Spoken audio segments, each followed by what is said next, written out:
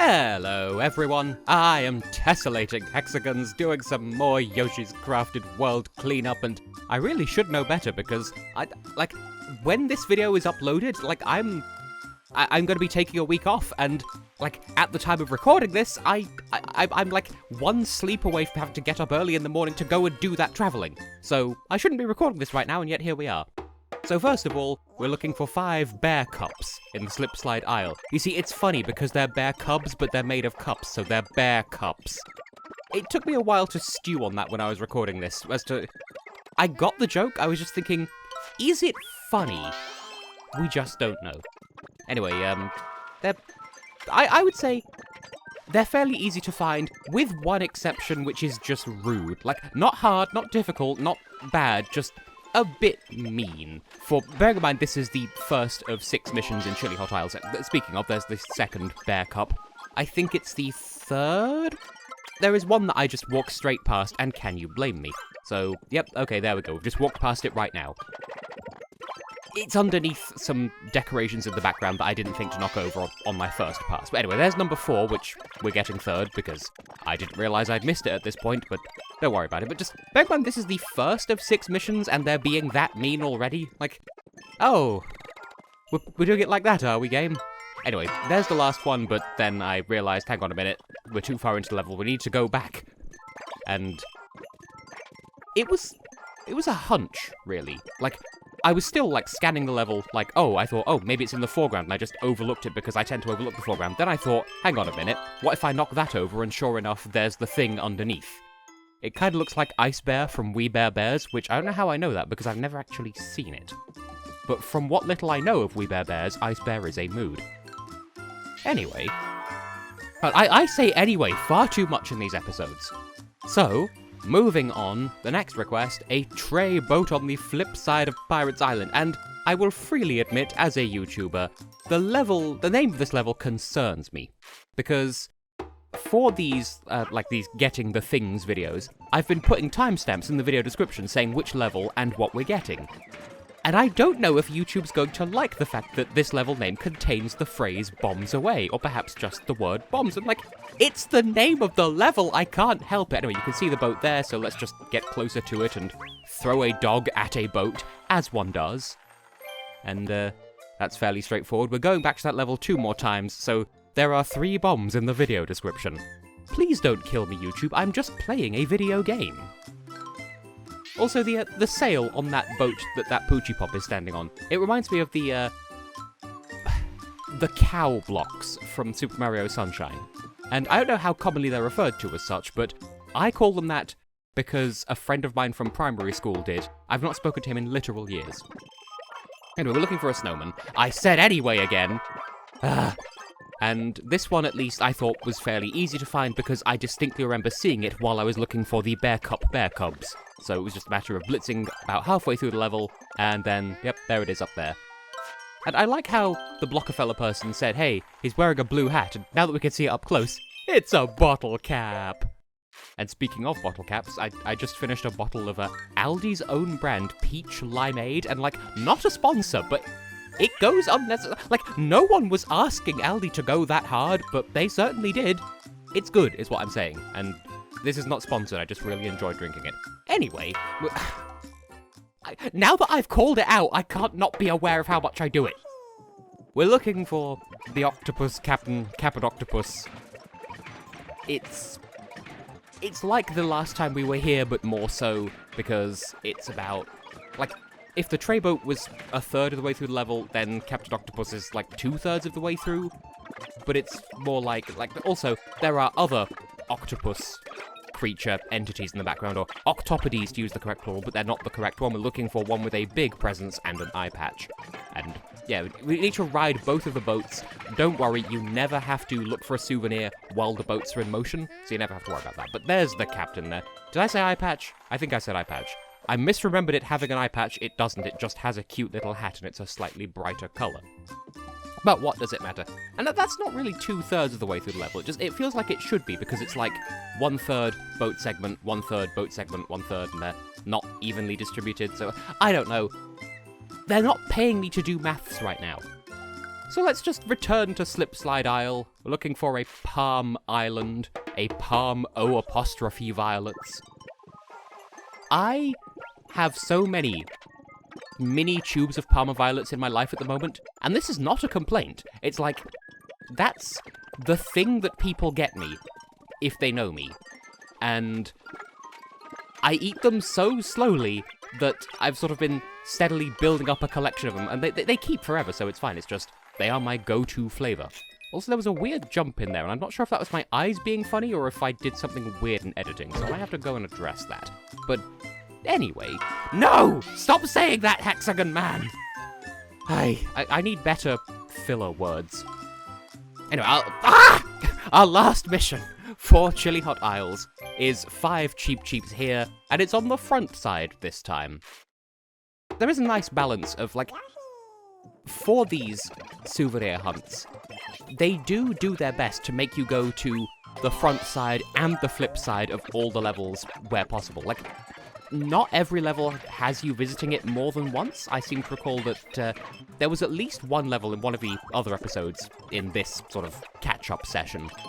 Like, for me, some weeks ago at this point, but for you, a week ago, thereabouts?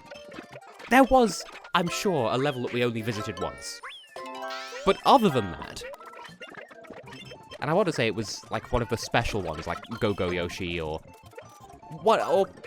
not Monty Mole Be Gone, but like one of the. Anyway, I hate this one because I very nearly went right past it, and I happened to see out the corner of my eye it's moving very slowly. And that's not the last time we'll be dealing with something like that, but we can worry about that in the next episode because that's not until then. But yeah, there's that Cheep-Cheep. And something coming up in the next episode where it's so easy to miss them because they spend 99% of their existence not on screen because they animate so slowly. Now, consciously not using the forbidden word, we have completed Chili Hot Isles and our prize is Swirly-Woos. And we get a stinking hellebore this time and a violet, and other colours which are also available. Now, to keep things balanced, let's go on to Ninjarama where there are 9 missions. Because of the remaining spots in the game, Ninjarama has 9, I think Shadowville and Outer Orbit have 9 each, and then Hidden Hills has 3. And so, in my mind, it makes sense for us to do an area with 6, Chili Hot Isles, an area with 9, Ninjarama, and then an area with 3, Hidden Hills, so look forward to that later on in this episode. And also, unless I'm mistaken, I think if there isn't one in the next episode, and I don't think there is, but there might be, I think this is the last batch of costumes, so I don't need to worry about coins anymore. Not that I knew it at the time. That being said, there is one more costume. Also, I like that pun there, Bushido. It's like Bushido, but shy because it's a shy guy at the same time. And, I had a bit of menu fumbling here. I meant to put that on, so I did that in between cuts. Don't worry about it. For now, not using the forbidden word, onto Deceptive Doors where we're looking for a paper lantern ghost. And something about the phrasing of that makes me think of Paper Light, which is a song I've never heard by an artist I have personal beef with. And I'd prefer not to go down that rabbit hole. Anyway, Poochie Pup, I'm going to throw you at this lantern. And the tongue makes me think it's evocative of the paper lantern yokai that I have not enough knowledge about to be able to talk about, but it seems like a thing. Like, it's one of the yokai that people just know about, like that and the demon umbrella.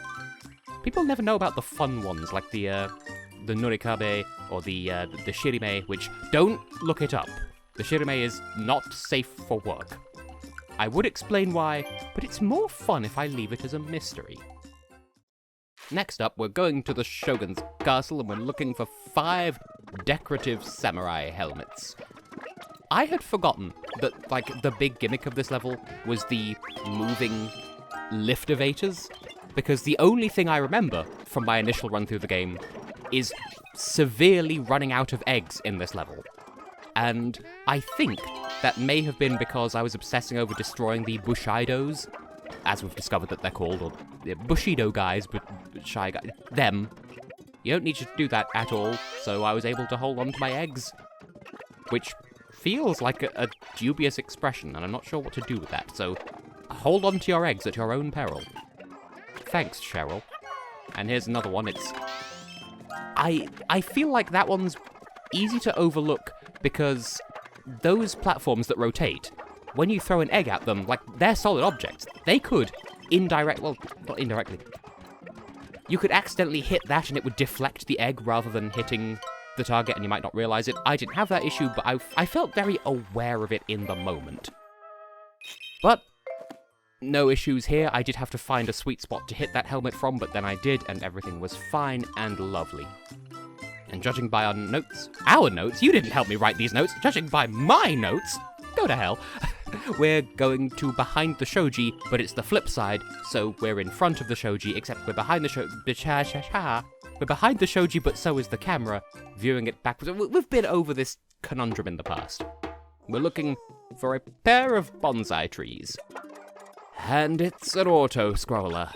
You're welcome for me speeding this up. And somehow, we have 3 missions here. Yes, that Shy Guy Kite is one of them. First of all, I'm not sure what the game wanted me to do there. Probably just get good, but I don't know. I fell into the pit, but still hit the bonsai tree, so it counted. And I'm just coming out with all of the brand new sentences in this series, it feels like. There's another Shy Guy Kite, but don't worry about it just yet. There's the other bonsai tree. Take the low road. If you take the high road, you can still ground pound down and get into that room. Just, obviously, you're against the clock a little bit because it's an auto-scroller. But, again, no trouble was had by me, so gold shuriken, and of course, it being a loan word from Japanese, the plural is the same as the singular because they don't have plurals in Japanese with regards to nouns. They have plural pronouns, but they don't have plural regular nouns.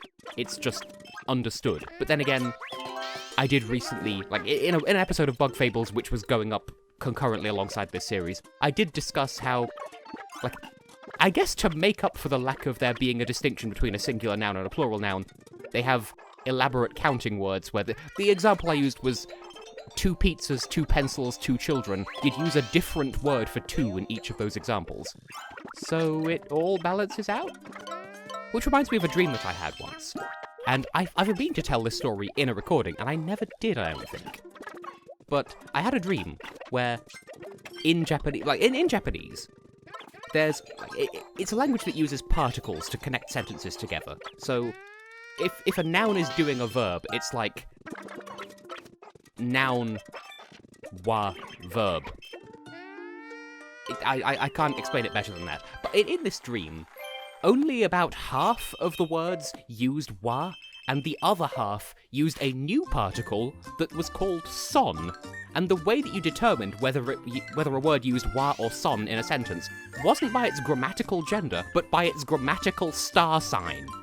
It was heavily skewed in favor of wa over son, so they had to add new grammatical star signs alongside the existing 12 or 13, depending on if you believe in Ophiuchus, just to balance it back out. It's normal inside my head, I promise. Anyway, we're back in the... I said it again! We're back in the Shogun's castle. And not for very long, because it's just there. And it's funny how it looks so elegant if you just glance at it, but if you look close up at that cherry blossom screen, it's pink scribbles, but it's weirdly effective, and I find it charming. And also, I remember thinking while I was recording this, I like their use of green plastic straws for bamboo because it works oddly well. Like, there is a lot of creativity behind this game, and I feel like it doesn't get fully appreciated because it's so easy to dismiss it as underwhelming, when it's not underwhelming, it's regular-whelming. Now, as promised, we're back here, once again, flip side, so bit after 4 the Shoji, and we're looking for Shy Guy Kites, and I've already found 2 of them, but that doesn't count because we weren't looking for them when I found them. Yeah, make that make sense. You can't collect things until you know you're looking for them. That almost sounds philosophical. I'm strictly speaking in terms of game mechanics here. Now, the second one is sort of sitting on the ground there. So I think the first and fourth are in the air, and the second and third are grounded. It's in the air, but hidden behind a piece of scenery. And then I panicked a little bit because I saw it behind those blocks and thought, I thought I was seeing 2 separate kites because I got distracted by the auto-scroller, so I panicked a little bit, and then I found the real 4th one and hit it, and everything was fine and cool and lovely. It's fine. I explained that horribly, but, does it really matter? No one keeps up with how I speak or think anyway. So, back to the ninja house. We're looking for a snake in a pot, a potted snake, if you will. I like snakes. I wouldn't mind having a pet snake, but I don't trust myself to be an adequate caregiver. Like, I feel like if I were ever responsible, like, if I were ever solely responsible for a pet, I would feel constantly bad about it because I'd be like, but I'm only giving it the level of care I can provide. It could go and live with someone else and be happier. I worry about such things, but there is our snake, and it's adorable and cute, and I love this snake. I don't know where this voice is coming from, but sure, that's my snake appreciation voice. Why not? Now looking at my notes, they're my notes, you didn't make them, they're my notes. We're going back to the Shogun's castle to find the Shogun of Skewers' banner. Or, we're going back to Blunstable, and we shall not be eggless this time. Now, I realise I've got a lot of tangents in this video and not given very much in the way of advice, so my advice for this one is, it's quite late in the level, which is to say, early, but we're on the flip side, so it's far from where you begin in this backwards way around of things. Anyway, I didn't even realize that the Sultan of I've already got his name wrong, I feel like. But I didn't realize that the mini-boss from this level actually had a name, and now we're all the wiser for it. I'm tempted to go on a tangent regarding another dream that I had, and it has nothing to do with anything. And I would feel bad about it. So maybe I'll withhold it. Maybe I'll save it for an episode of Bug Fables, even though actually I've recorded quite a ways ahead on that at the moment. So if you behave, I'll go on the tangent about it in just a moment. But yeah, the Shogun of Skewers. He will always just be the mayor of Blunstable to me. Now, Japanese lanterns, a rare instance of us going to the non-flip side of behind the shoji, so we actually are behind the shoji, as are the things we're looking for. So not only do you have the time pressure of the auto-scroll, but also, I believe, you can't collect the Japanese lanterns unless you can see them. So even though Yoshi and the eggs and the thing we're collecting are all behind the shoji, I don't think throwing an egg at it counts unless you, the player, are able to see it. Also, at this point, stay up, don't go down. It's tempting to go down, but stay up. You can get back up if you take the lower route, you can get back to the upper route in time to hit it, but it is very tight timings-wise, so just take the upper road and be done with it. And then there's the third one. Also a bit stressful to get because the shoji covers half of the screen, you have even less time than usual to react to these things and get them, and it's all very panic and crazy and party and But on the plus side, that was the last mission of Ninjarama, so more twirly woos. And a single helleboard just long enough to make me think that there wasn't going to be one, and then there was. I don't know why I'm obsessing over the green ones now. Anyway, yes. Okay, there are 10 in Shadowville. I thought there were only 9. Okay, well, that's for the next episode. For now, we're going to Hidden Hills. There are only 3 missions here, but boy howdy does the game make sure that they count. So, in all 3 cases, we're looking for 5 Shrunk-Plastic effigies of the major characters of this game, starting with Baby Bowser. Remember, he's not Bowser Jr., this is adult Bowser, who is the adult in other games, but just, we're far enough backwards into history that he is a baby at this point, and these are effigies of he made of Shrunk-Plastic, which I don't think was ever really a big thing in this country. It wasn't really like a cultural movement like Shrinky Dinks were in America, or so cultural osmosis has given me the understanding. Also, don't forget that if you fall in this level, that is an instant game over. You don't get, like, ported back to the last bit of solid ground, because there is very little solid ground, and also it's Hidden Hills. They don't want it to be easy for you. But, boo-hoo, so sad for you, I found it to be relatively not difficult, actually. So that was fun. And of the 3 missions here, I feel like the second one, so the one we're about to do, is the easiest of the 3. And I'm basing that on nothing whatsoever, because by all accounts, it should be the hardest. We want Shrunk-Plastic winged Yoshis, flying Yoshis, mellow mode Yoshis, whatever you want to call them. We're looking for Yoshi. And this is the only auto-scroller of the 3 levels, so it shouldn't be the easiest. But it's basically only like 2 screens wide, so you can travel from one end of the level to the other horizontally in the span of less than a second. And I didn't even bother speeding back up here because the first one and the second one are just right next to each other. Also, I had a bit of a faff with the Gusties, but don't worry about that. And it is refreshing as well to just not have to worry about being perfect in these levels. You know, not having to worry about getting all the red coins, or getting, you know, all of the regular coins, or having enough hearts, or doing it all in one perfect run, which I think was never actually a requirement to begin with. It's just, you know, I could just go in, get the collectibles, and be done with it, and there really is not much pressure. Like, this still feels like a more than adequate challenge, don't get me wrong. It's just, it's an accessible kind of challenge, unlike the Kameks kerfuffle bonus missions, which I'm still salty about because I've not recorded that yet, and by the time I get to recording it, I will have had a week off because I will have gone to visit my mother for the festive season, which is what I'm doing at the time of uploading this, and I'll be out of practice when I get back and everything will be terrible. For now, we're heading to Floppin and Poppin, which reminds me of Poppin Planks from Donkey Kong Country Returns, which I once did like a visual spubby of the name of that level and turned the level from Poppin Planks into Sloppy Poopin, because that's what my brain does when confronted with such letters. And this level reminds me of that because it also has Floppin and Poppin and Poopin and Crappin, etc. But again, the difficulty comes from the level itself rather than the way the things are hidden, which I guess that's a good distinction, because like Chili Hot Isles, for example, you know, they hid a Bearcup underneath a piece of scenery that you'd have to know to knock out of the way in order to find it, whereas here, the actual collectibles are just out in the open like, haha, come and get me, why don't you?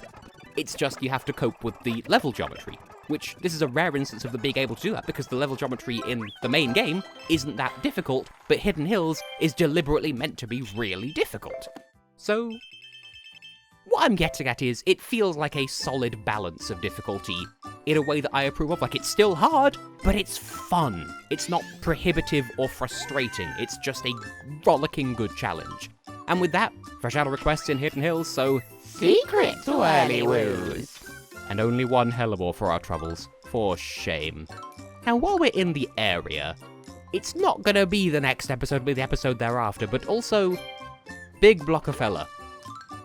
He wants 317 smiley flowers, which is everything in the game.